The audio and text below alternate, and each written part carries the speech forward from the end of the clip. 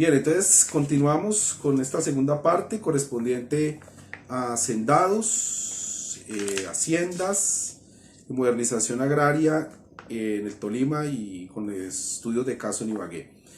Bueno, entonces habíamos quedado en 1950, ahora vamos a entrar a la segunda parte del siglo XX, que pues corresponde a la parte más movidita del proceso de modernización agraria en Ibagué, principalmente por los grandes cambios que se producen en el nivel de adecuación de tierras. Recordemos que adecuación de tierras significa modificar las propiedades físico-químicas del suelo o las propiedades físicas del suelo inicialmente.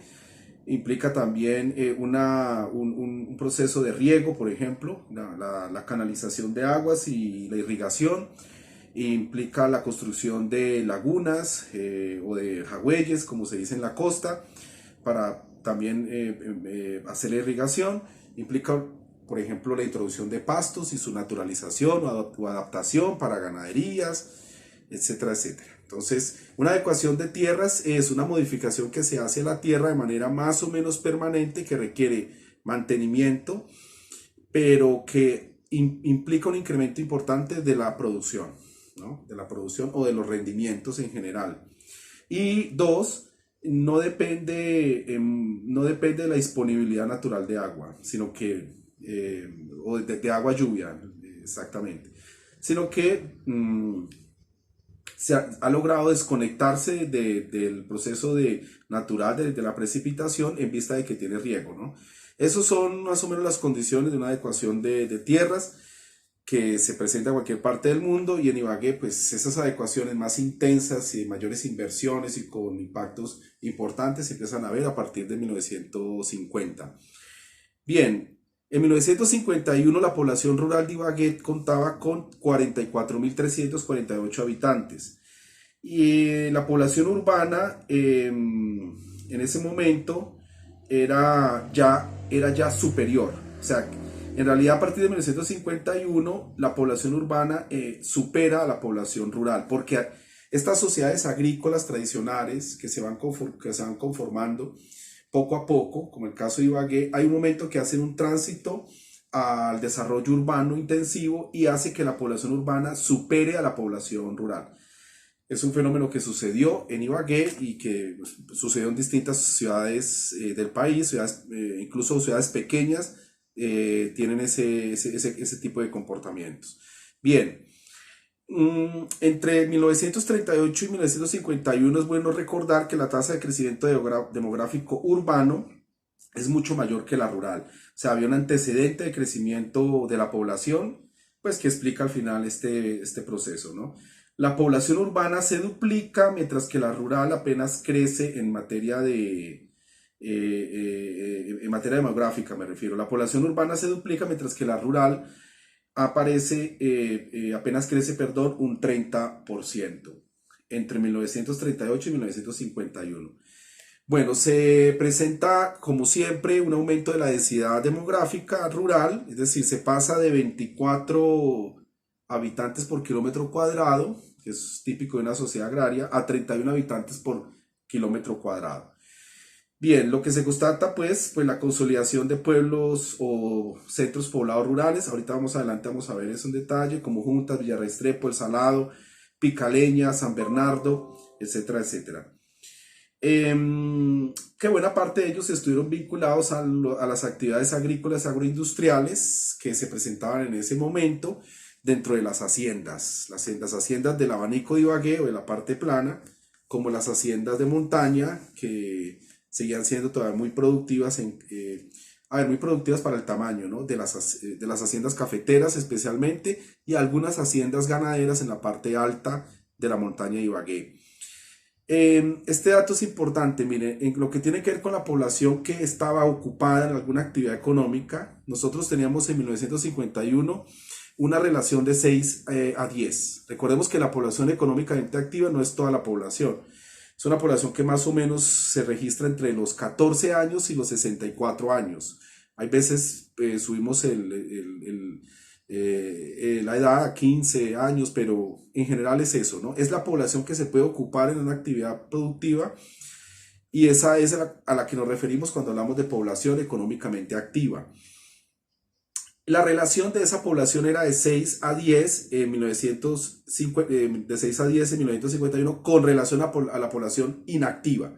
¿Cuál es la población inactiva?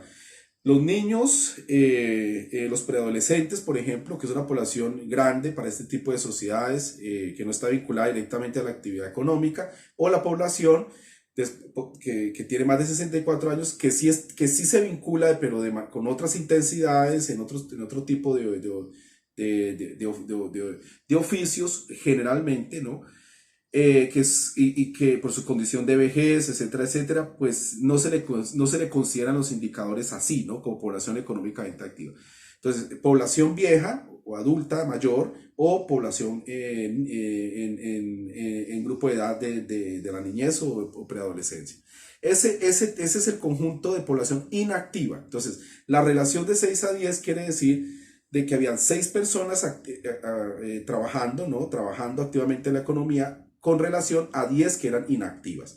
Eso también nos dice cosas interesantes sobre el tipo de población que teníamos, ¿no? Y era una población con una joven, es decir, había un promedio de edad bajo de toda la población, lo que quiere decir de que hay una buena cantidad de niños o de niñas, ¿no?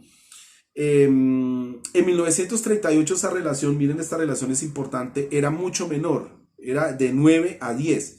Quiere decir de que por cada 9 personas, por cada 10 personas, perdón, 9 tenían algún tipo de implicación o de vinculación al trabajo agrícola. Aquí hay una serie de discusiones sobre esas cifras, bueno, en el sentido de que los censos no pudieron estar errados, etcétera, etcétera, pero lo que se está notando es, y podría estar pasando, es que efectivamente buena parte de la población en edad infantil pudo estar registrada dentro de estos censos como parte de la población económicamente activa, ¿no? Bueno, hay una serie de debates alrededor de eso. Lo mismo que las personas adultos mayores pudieron ser registradas como personas económicamente activas. Lo que sí es cierto es que en la medida que va avanzando el tiempo, las sociedades cogen a los niños y a los preadolescentes, los adolescentes y los adultos jóvenes y los mete al sistema escolar o al sistema de escolarización.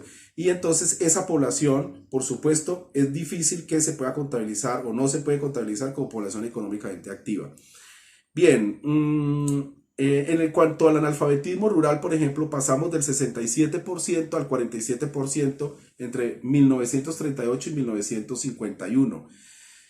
Eso es importante mencionarlo en la medida en que nuestro proceso de alfabetización fue muy lento con relación, ya les había comentado, Antioquia, Santander, Boyacá, Viejo Caldas, fue un proceso muy lento. En el Tolima por eso tuvimos analfabetismo muy persistente hasta los años de 1970.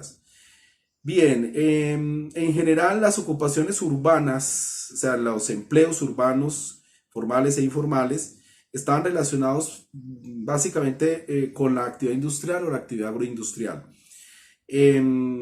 Aquí me refiero a metalmecánica, aquí me refiero a algunas plantas industriales o algunos molinos, bueno, cosas muy básicas y pequeñas que se estaban ya produciendo, algunas fábricas también, etcétera, etcétera. Para este mismo año, para 1951, se empieza a evidenciar la pérdida pues de la pequeña propiedad rural, ¿no? De la pequeña propiedad del campesinado.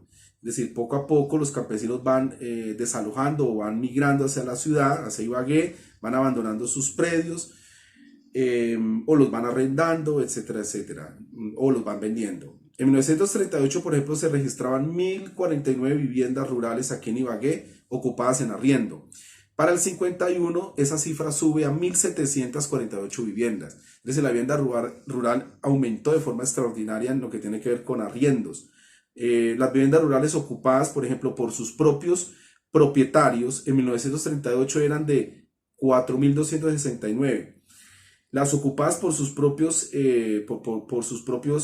propietarios, en 1951 incluso bajó, a pesar del crecimiento, de la tasa de crecimiento demográfico, bajó a 4.232 viviendas rurales ocupadas por sus propios propietarios.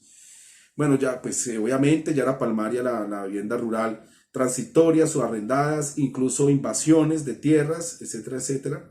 En general, lo que se notaba era que la posesión arbitraria o a través de invasiones o el establecimiento sin reconocer dueño de la vivienda rural, ya en 1951 se registraba en 481 viviendas que estaban ocupadas bajo posesión. Recordemos que la posesión es un acto de ocupación o de apropiación arbitrario que hace la persona, ¿no? Necesita de techo en general. Eso es lo que llamamos posesión. Y no reconoce dueño, no reconoce propietario, ni tampoco paga un arriendo en general. Bueno, en 1950 se pone en Ibagué en servicio un riego, un sistema de riego que más o menos nos está irrigando 10.000 hectáreas aquí sobre la parte del abanico.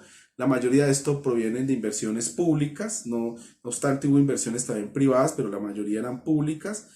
Se construye, por ejemplo, también el distrito de Saldaña, el distrito de riego de Uso Saldaña. Tenemos 1950-1954 con 20.000 hectáreas más o menos cubiertas, el distrito de Uso Coello con 14.000 hectáreas cubiertas. Para 1954 el Tolima ya concentraba más o menos el 25% del área nacional destinada al arroz. O sea, nosotros fuimos, a partir de 1954 y varios años, fuimos potencia arrocera. Obviamente esto con todo el paquete de la Revolución Verde, que implicaba altos insumos de herbicidas, fungicidas, etcétera, etcétera, fertilizantes para poder generar mayores rendimientos y producción final de cosechas. Bien, estamos hablando que más o menos nosotros concentrábamos 45.644 hectáreas en arroz en distintos lugares del departamento del Tolima. Bien, recordemos que en general para esta época el arroz estaba prácticamente que en manos de los latifundios. ¿Por qué? Porque buena parte de esta producción arrocera se daba en predios entre 201 hectáreas y 500 hectáreas. O sea, recordemos que el arroz, la tendencia del arroz ha sido una producción en latifundios, ¿no? No ha sido una tendencia con producción en minifundios, lo que es realmente escaso. Ustedes pueden ver minifundios o medianas parcelas en Purificación o la pueden ver en Saldaña, pero pequeñas, ¿no? Y son bolsones porque en realidad no están extendidos. El Tolima también tenía para 1954 más o menos el 13% del total de área cafetera, que pues no sigue siendo una suma, no sigue siendo un área mala si nosotros nos atenemos a las rentas cafeteras que esto genera. Bueno, y en cambio esta producción cafetera a nivel nacional sí se presentaba en minifundios y en mediofundios, o sea, estamos hablando de un rango entre 20 y 51 hectáreas, era buena parte de la producción cafetera que se estaba allí generando, ¿no? A nivel del país, ¿no? O sea, la producción cafetera está en manos de campesinos de mediana propiedad en general.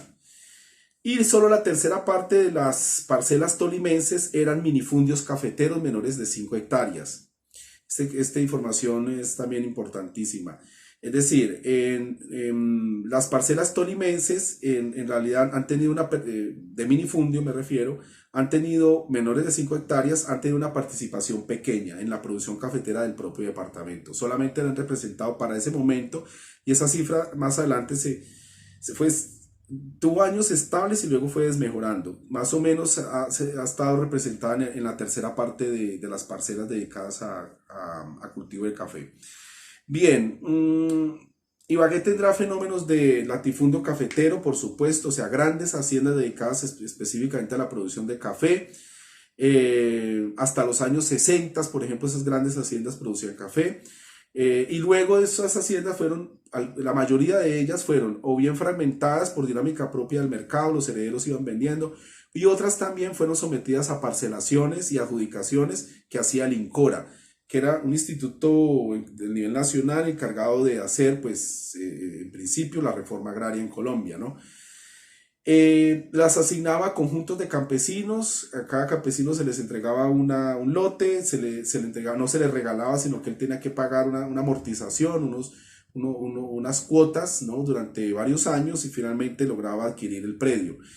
Y los obligaban, de alguna manera, los presionaban para que conformaran cooperativas y ayudaran a resolver sobre todo problemas de infraestructura, vías, acueductos, energía eléctrica y otras cosas en cooperativas, incluso a aprovechar las economías de escala que implica trabajar en conjunto. Eso funcionó más o menos bien en algunos sitios de Ibagué, como por ejemplo en el Rubí, en la vereda del Rubí, yendo hacia San Juan de la China, para los que conocen ese sector. Bien, eso bueno, además vimos este fenómeno en algunas partes del cañón del Conveima, en otras en, y en la cuenca, por supuesto, del río la China, yendo hacia San Juan de la China. Esos son ejemplos típicos que vamos a encontrar de ese tipo de procesos. Bien. Eh, Ahora, voy a tratar de hacerles un gran balance de todos los agrosistemas que hemos visto, es decir, los sistemas productivos agrarios que hemos visto, con el fin de que ustedes pues tengan un panorama general de los últimos dos cursillos, ¿no? Bueno, en la conquista, en Ibagué específicamente, en la conquista y en la colonia, recordemos que la conquista más o menos la podemos,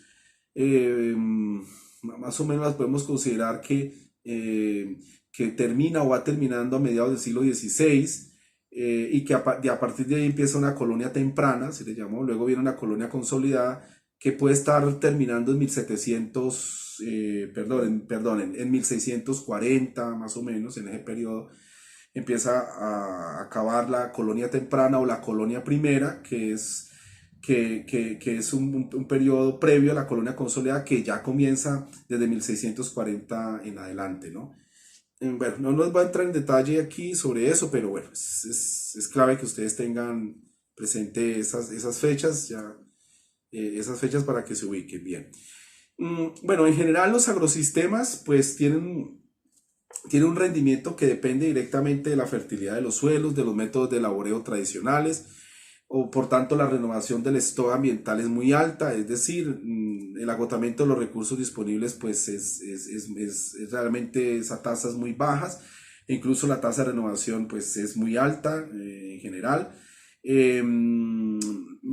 Como actividades pues mineras importantes solo tenemos el oro y la plata de manera esporádica y con muy baja producción en Ibagué y en Mariquita, por ejemplo. Al final resultó, recuerden ustedes que todas esas minas se agotaron rápidamente. Se introdujeron pues nuevas prácticas culturales que se fueron haciendo mucho más dominantes durante la colonia temprana y luego con la colonia consolidada. ¿A qué nos referimos? Pues obviamente a la religión católica, a instituciones escolares propias que manejaron las órdenes religiosas, todo el proceso doctrinero que también esto implicaba, la conformación de las famosas encomiendas, de los resguardos dedicados también al pastoreo de la gente, para que la gente se introdujera pues en los códigos religiosos o católicos. Pues por supuesto todo un proceso de disciplinamiento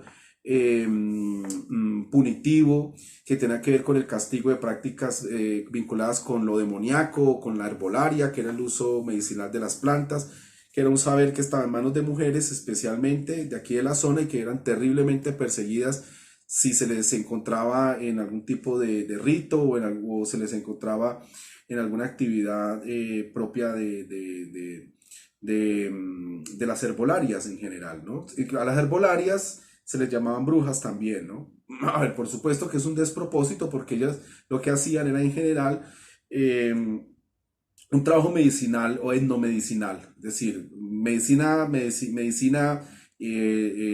a ponerlo aquí en estos términos, tradicional, indígena o campesina ya. Bien, se introdujeron por supuesto algunas prácticas ya lo de la cría de ganaderías en grandes extensiones. Recordemos que aquí no había ganado, aquí no había grandes herbívoros, ni siquiera, a ver, el mediano herbívoro era por ejemplo el venado, no había más. Entonces las pasturas tuvieron que ser todas modificadas para poder darle pues un mínimo soporte a la demanda de biomasa de estas ganaderías. Se hizo también una producción maderera intensiva que se usó o bien pues para la cocción intradomiciliaria, para la construcción de casas, la construcción incluso de las propias aldeas, de las pequeñas ciudades y también por supuesto para la producción de carbón vegetal. Recuerden que nosotros podemos producir carbón vegetal haciendo uso de la madera, ¿no? ¿No? Se hace una combustión, es muy baja en oxígeno, en un hueco en la tierra, se tapa y con el tiempo, a cabo de unos días, se va produciendo carbón vegetal. Bien, esto era más o menos los primeros cambios de carácter cultural y el paisaje natural que se fueron presentando más o menos desde la conquista, la colonia temprana. Bien, ahora en lo que, a ver, ya la colonia, pues, de la colonia temprana a la colonia consolidada, nosotros vamos a tener, pues bueno, por supuesto, la disolución rápida de la mayoría de resguardos. Las encomiendas también entran en disolución, llegan nuevos hacendados, ocupan nuevos territorios, unos hacendados entran en decadencia, entran nuevas élites económicas a comprar las grandes haciendas. Se destaca la reconcentración de haciendas por parte de los jesuitas. Recordemos que ellos fueron los grandes hacendados de la colonia consolidada aquí en esta región. Recordando que la colonia consolidada empieza en 1640 y termina pues en 1819, que es el momento de nuestra independencia siempre entre comillas. Durante este periodo pues se introduce, como ustedes saben, la producción del cultivo del tabaco, la generación de valor agregado a través de familias indígenas o de familias campesinas en los propios lugares de la hacienda. Este tabaco pues fue exportado, primero se dedicó al consumo interno y luego fue exportado en el siglo XIX, pero ganaderías también, la mayoría de las veces muy ineficientes en el uso de las pasturas, o por ser ganadería extensiva, o por no tener buenos pastos, etcétera, etcétera. También se introdujo de forma más o menos extendida el cacao, más o menos de forma extendida también la caña de azúcar. Crecieron los trapiches, pues destinados a la producción de panelas o a la producción de aguardiente. Bueno, esos son más o menos en términos generales lo que vamos viendo en cuanto a las modificaciones del paisaje natural a través de estas actividades agrícolas en la región.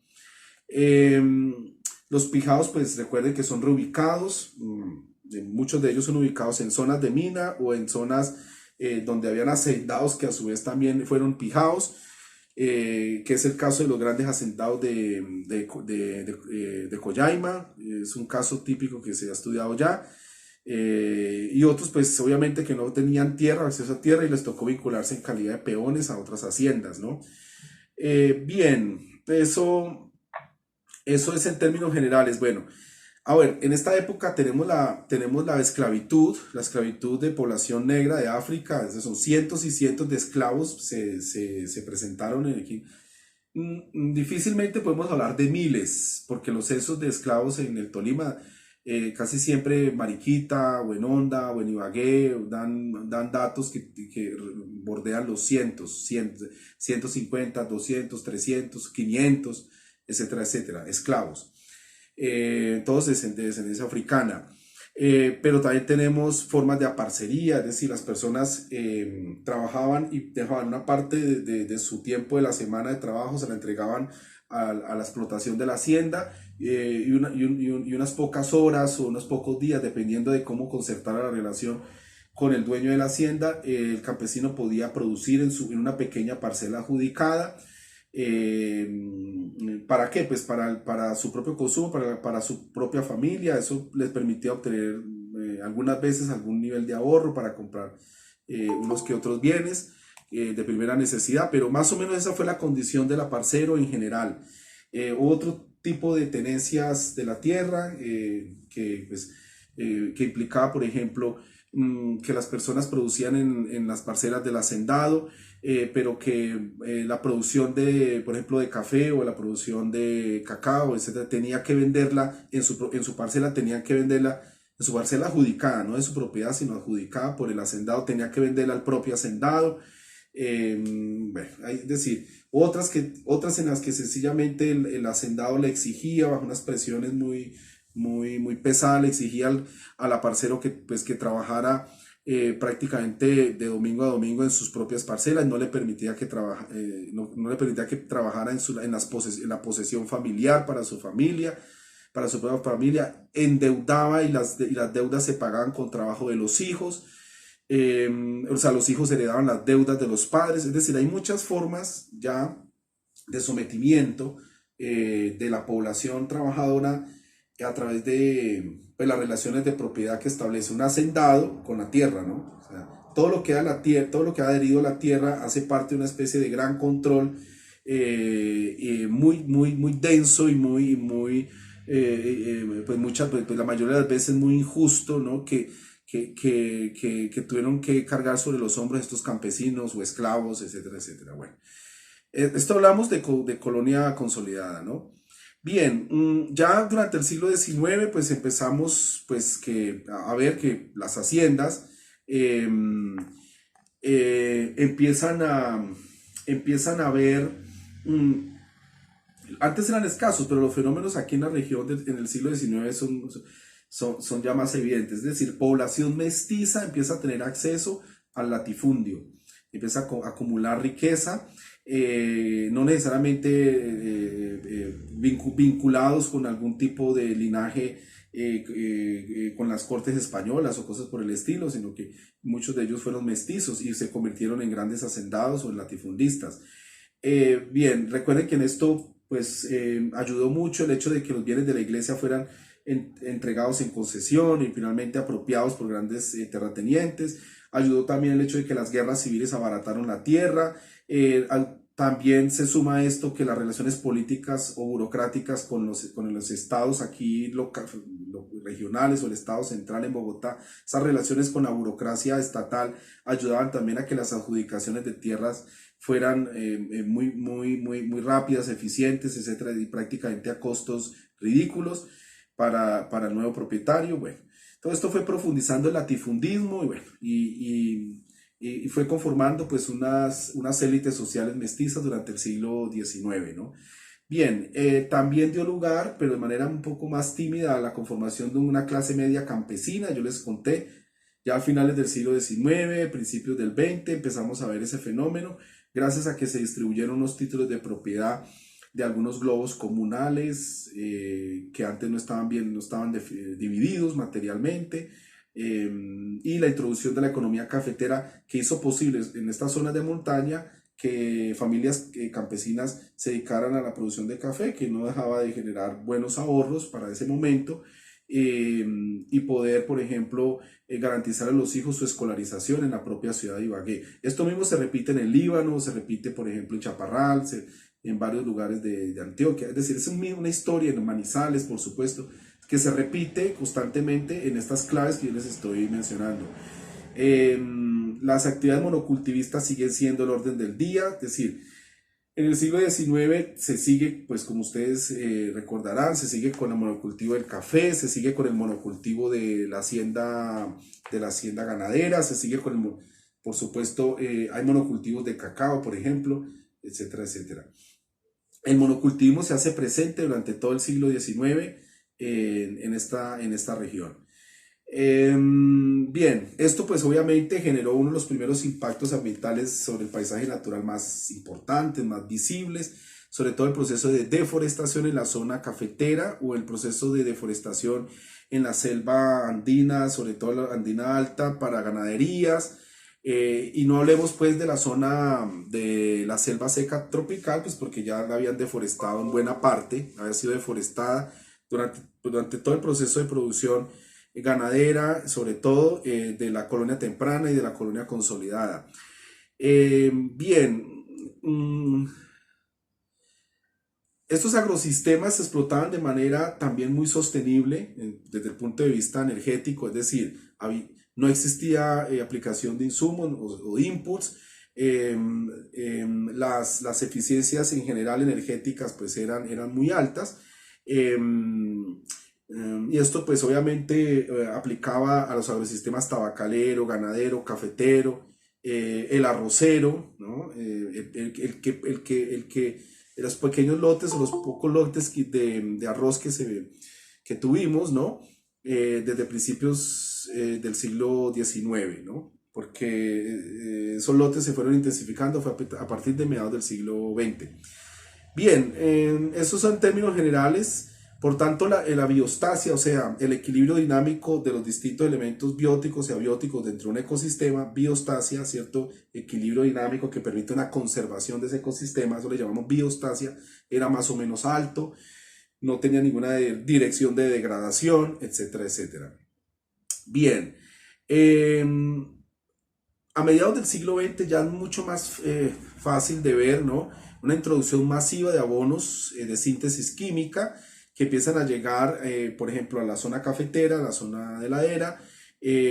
También se empiezan a insertar, pues en virtud de la Revolución Verde, pues paquetes biotecnológicos o paquetes tecnológicos que implicaban especialmente semillas, ¿no? Unas semillas más una serie de recomendaciones técnicas adicionales, pues que obviamente tienen que ver con la aplicación de herbicidas, especialmente en ese momento, y con la fertilización. Bien, un ejemplo es interesante aquí, es que en Toche, en una entrevista que yo hice a un habitante colono de los años 30, eh, es interesante ver que buena parte de las semillas, que él declara eso, ancestrales o las semillas que él en ese momento sembró, etcétera, etcétera, y pudo aprovechar de papa y de maíz ya no existen, ya no se cultivan, etcétera, etcétera. Incluso es difícil recordar qué tipo de semillas de papa, dada la gran variedad de papas que hay en general en esta zona, ¿no? Pero sí que queda claro que buena parte de estas semillas de maíz y de papa fueron desapareciendo desde que se cultivaban durante toda la primera mitad del siglo XX, fueron desapareciendo en la segunda mitad del siglo XX. Bien, obviamente él declara, por ejemplo, este entrevistado declara que estas semillas tenían una expresión genética interesante, eran muy resistentes a las plagas, a los estreses o al estrés del clima, heladas, bueno, veranos prolongados, era una cosa bastante especial. Que eso pasa pues ha pasado con buena parte de las semillas tradicionales o ancestrales que hemos tenido en la zona andina, ¿no? Tienen estas propiedades o condiciones particulares. Incluso sobre esto hay un debate persistente sobre los rendimientos, ¿no? Pero no vamos a entrar aquí en detalle sobre qué pasa en monocultivos de pues, semillas tradicionales o eso es una especie de reducción al absurdo. Siempre hay que pensar en multicultivos, en distintas formas o disposiciones para poder aumentar los rendimientos sin salirnos de la idea de las semillas ancestrales, etcétera, etcétera. Eso es un gran debate que aquí no vamos a abordar, pero lo que sí es cierto es que al menos frente a estos factores negativos, los rendimientos seguían siendo estables o producían cosechas exitosas. Bien, sin necesidad de introducir estos inputs como herbicidas, fertilizantes, insecticidas, etcétera, etcétera. Bien, para la primera mitad del siglo XX también empezamos a ver los procesos de mecanización agrícola pues más extensivos o con mayor impacto en la parte del latifundio, o sea, en el latifundio arrocero específicamente. Se empiezan a hacer también los famosos vuelos para fumigar los cultivos, eso también en toda la zona arrocera. En la zona de ladera nosotros empezamos a ver un aumento extraordinario de la densidad de cafetos, es decir, por hectárea aumenta la densidad de cafetos.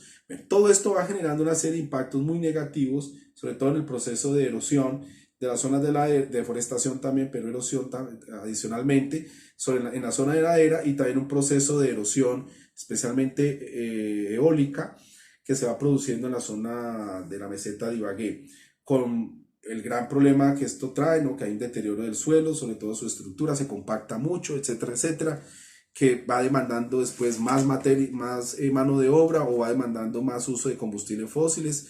para hacer la respectiva roturación de los suelos duros, etcétera, etcétera. Bien, ya tenemos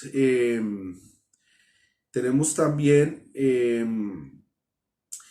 un cambio de concepción, aquí, a ver, dentro del campesinado.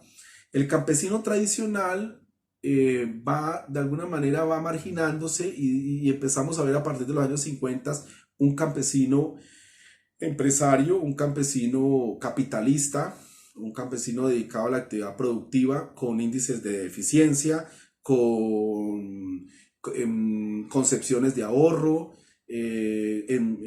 incluso con inclinaciones a tratar de integrarse a otras partes de la cadena, como por ejemplo el comercio, el valor agregado. Es decir, empezamos a ver otro tipo de campesino. No es el campesino que está más o menos circunscrito a su parcela, que trabaja hasta cierto punto y deriva de allí su sustento, sus medios de vida, y de ahí en adelante ya no le interesa en realidad trabajar, sino dedicarse al ocio productivo, a actividades de tiempo libre como la recreación, como el recorrido y disfrute del paisaje, los juegos, etcétera, etcétera, que son elementos típicos, la juerga, etcétera, etcétera, la recreación, etcétera. Bueno, todos esos tipos de elementos que la educación de sus hijos, el conocimiento de la naturaleza, el reconocimiento de muchos procesos de la naturaleza, etcétera, etcétera.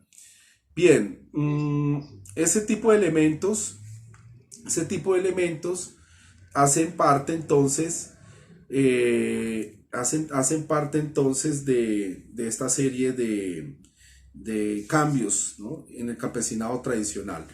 El campesino comercial o el campesino capitalista, por decirlo rápidamente, proviene básicamente de dos sectores. El sector de la caficultura, ese sector, esos primeros campesinos que superan esa relación, entre comillas, supera esa relación con el campesinado tradicional, que se vuelven medianos productores, ¿no?, tienen medianas propiedades, e incluso pueden ascender socialmente y convertirse en grandes productores, pero esos casos fueron muy difíciles son muy difíciles que se dieran, ¿no?, en general. Usualmente quedaban en las clases medias de campesinos emprendedores o campesinos capitalistas. Y otros vinculados a la ganadería, que fueron mayordomos o que tuvieron habilidades en el comercio también del ganado, etcétera, etcétera, o actividades o negocios comerciales en las ciudades, etcétera, etcétera, y también podían acceder a cierto patrimonio que les permitía convertirse en empresarios agrícolas en la zona plana por ejemplo, del Tolima, a través de grandes hatos ganaderos, por ejemplo, o a través de la producción de arroz también. Y ellos pues son otro tipo de campesinos que fueron transitando a ese campesino comercializador, productor, capitalista, que poco a poco fue amasando un patrimonio de clase media típica y pudo en varias ocasiones, en pocas ocasiones, perdón, se pudo convertir en un latifundista o un hacendado importante. Bien, eso a grandes rasgos lo que les tenía que decir sobre ese asunto de las transformaciones del paisaje natural que hemos tenido en Ibagué y en el Tolima en este corto recorrido que acabo de hacerles. Bueno, finalmente las variedades Caturra y variedad Colombia fueron las más hegemónicas en el uso agrario de aquí de Ibagué y del Tolima, y se instalaron de forma masiva después de la segunda mitad del siglo XX, hasta hace pocos años, y bueno, será el factor que mayor destrucción o el que mayor impacto generó en las selvas andinas en general. De las zonas ópticas o cafeteras o las zonas que son menos óptimas. Bien, eso en términos generales, lo que debía decirles respecto a este último periodo sobre los hacendados, las haciendas y la modernización agraria en Ibagué y su región de influencia.